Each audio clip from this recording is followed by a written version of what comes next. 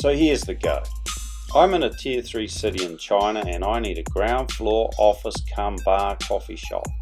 And I want to set it up legally with as little as possible startup costs and of course as little risk as possible.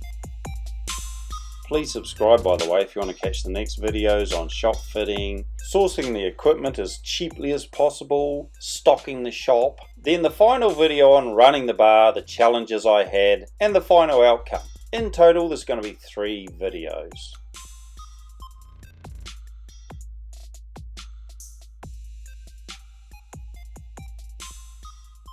So this is how I went about it. It's probably not the best way to set up a bar office, but in my humble opinion, it was relatively successful in that it cost very little, it was relatively risk-free, it was a good challenge, and it was a lot of fun. I also chucked in a fair bit of B-roll, mainly just so you guys can check out the city where the shop's located. It's also something interesting to look at while I'm trying to explain something in more detail. I kind of like watching those white goats and the pictures above the head of that chef. So why would you set up a bar office in China? I'll give you a little bit of background.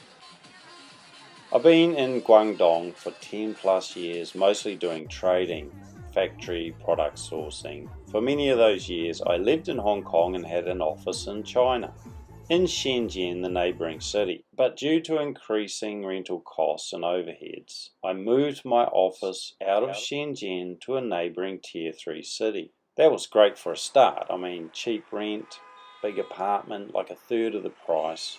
But the downside was the city is kind of like a step back in time. It's almost like stepping back 10 years in Shenzhen. I mean, for example, cars still park on the footpath. Trying to cross the roads quite tricky at times. I mean, sometimes I literally look for the number plates, the license plates with a B on, because they're the ones from Shenzhen. There's also a bar street, but I mean, it's very Chinese. I'm not complaining, it's just my opinion, but the prices are a bit exorbitant. The alcohol quality and the food quality, you know, I mean, it's a little bit dodgy at times. I mean, I can't choose my own music and it causes the old fake alcohol. So the 2 main reasons for wanting to set up this bar office is, one, I wanted a comfortable bar to kick back in and just enjoy a genuine imported beer and some okay sort of homemade food. And 2, I kind of needed a ground floor office because some of the lab equipment that I QC is quite large. Was becoming a bit of a pain getting it sent up to my apartment to do a ground floor office with a bit of space out front. They can just kind of dump it off there and I check it and then they take it away to ship. So what process did I take? Well, obviously I jumped on the net and researched opening a bar in China, etc. But the legal side was an issue. I mean, I wanted to find out the exact legal requirements for the city I'm in. And there's very little information on the internet. So I just had to go and check it out myself. I found out that I could actually do it myself under my name. But the issue with that is the time frames. I mean, it would take way longer to do it under my name. Time's money.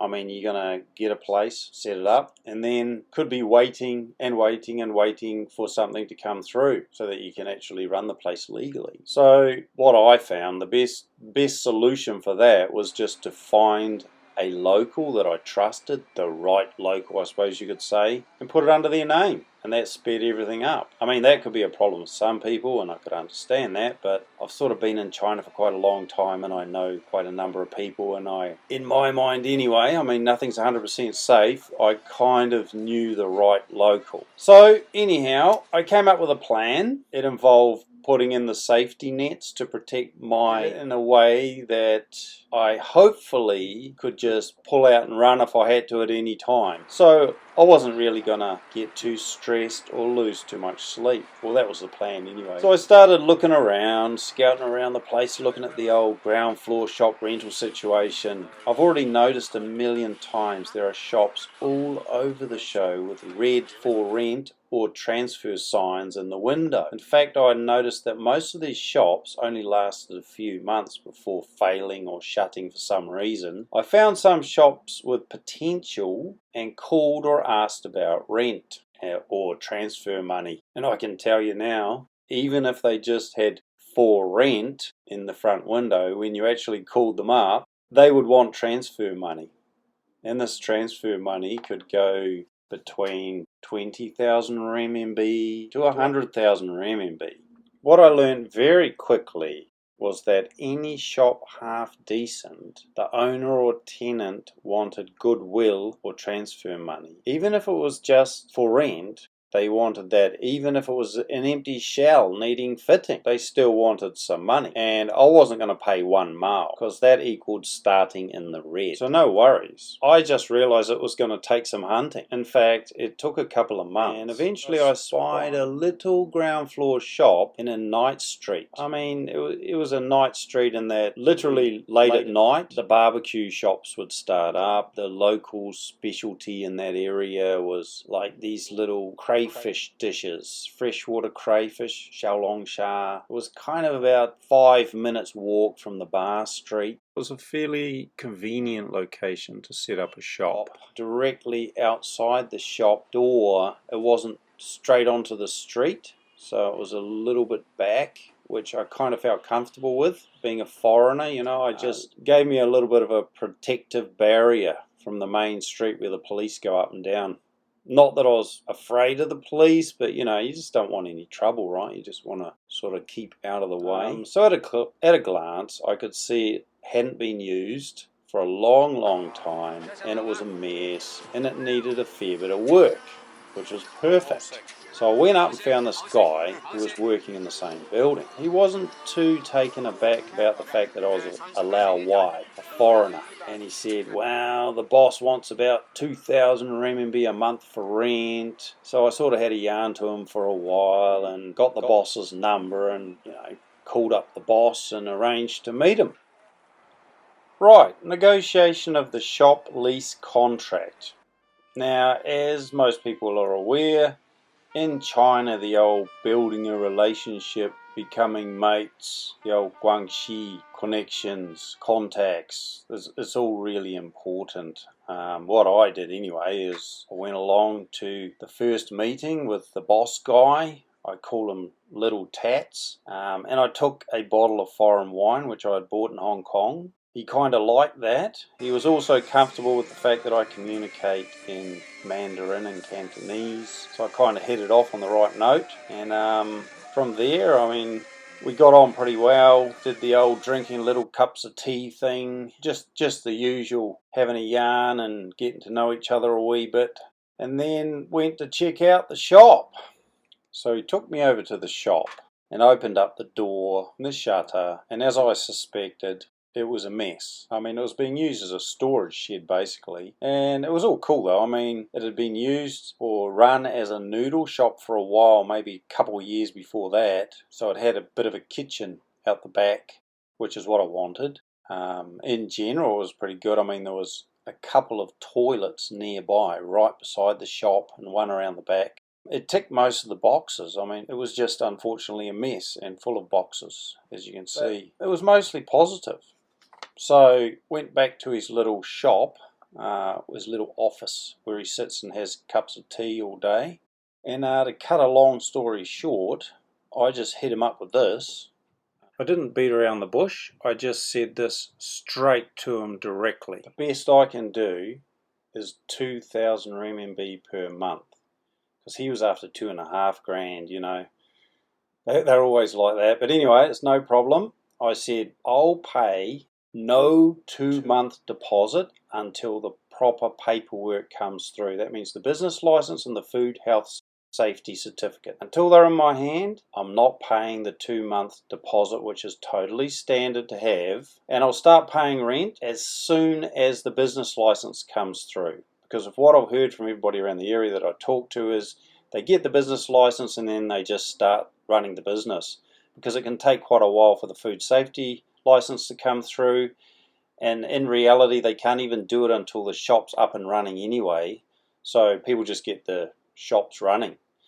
So we agreed on that pretty much, but you kind of tell he's going to come back with something else. So I said to him, well, don't answer now, just send me a message by WeChat when you make a decision, What I'd also like is the shop to be cleared right out and get rid of the red lettering off the doors, because you know that glass area is just covered in these Chinese characters and it's pretty hard to get that stuff off. And yeah, he said, yeah, no problem, but he's going to get back to me on it. And I knew he was going to negotiate higher, because that's just the way it rolls. Not a problem with that. But he also offered an agent mate of his would do the business licenses. Apparently this guy does the business licenses and food safety certificates for the whole area, including all the shops around where that is. Now this guy, he has the connections in the local government. Because I'm his mate now, like we're best mates already, he could get me a really good deal on it, and it'd be really fast coming through. So he said it was like 3,600 to get it all done, and I said, nah mate, I've already checked it out, I can actually do it myself. So anyway, we came down to 1,200 to get those things done. So a handshake, and we agreed on that. I said, oh well, keep in touch, and off down the road I went. Sure enough, he actually sent me a reply before I even got back to the apartment saying, yep, all good, let's do it. So, bloody hell, I didn't even have a chance to really think about it myself. And I said, well, okay, can you please send me through a contract which has all that written in it? And he got a generic one which just didn't cover all the details we talked about. So I said, well, do you mind if I write a contract, take it along to the office and we sign it? And he said, yep, no worries. So I spent that night making my own contract. It actually took me a bit longer than I thought. I managed to copy and paste some of the generic one and then add the key points in that I wanted covered, and then pretty much went down and signed it with him. Waited out like for a couple of weeks, and then he contacted me and said, your business license has arrived. And I thought, geez, that was pretty fast. That's pretty good. I'll pop down and check it out. Went down to see the shop, see that it had been cleared out. Well, it hadn't really been cleared out. So yeah, the front part of the shop was fairly clear. I mean, the display cabinet that I wanted, the one that I wanted, was left there. And then out the back, oh geez, all the stuff was out there. It was just chocker. Full. So then I went back out to the front of the shop where he was standing, and I said, oh yeah, cool, do you think you can get rid of the rest of the stuff there?